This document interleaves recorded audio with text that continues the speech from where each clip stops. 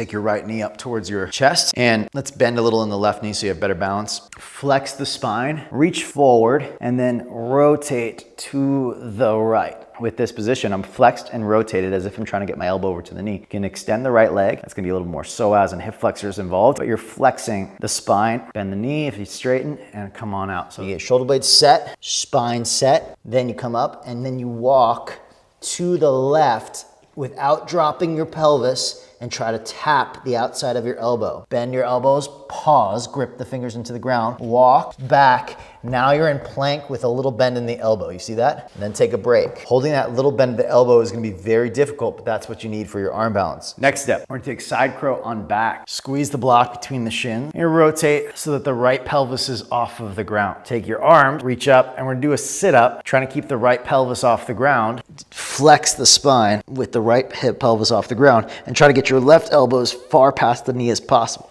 Now let me show you how you can do side crow at the wall.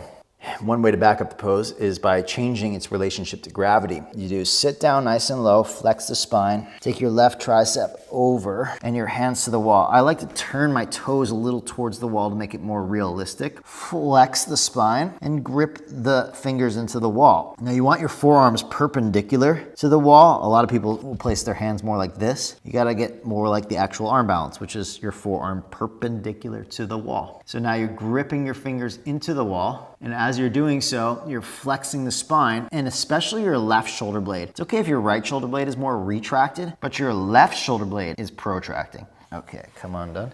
You get your block, plank, separate the shoulder blades, hands wide, fingers grip. Walk, walk, walk, walk. Get my left knee connected to the elbow, elbow points back. I lean forward and put my head into this position. Flex the spine, pull my knees up my arm. Now I've deliberately leaned into, allowed my head to go into the safety zone, which is now the cushions, which is also the place of balance. It's a nice step forward for a lot of folks. Okay? Shoulder blades apart, flex the ribs, walk, walk, walk, walk.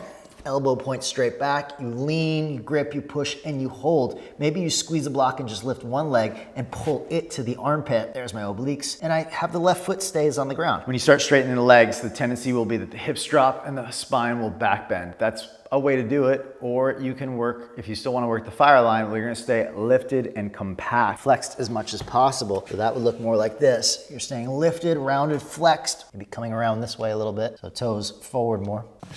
That will help you to flex more in the spine.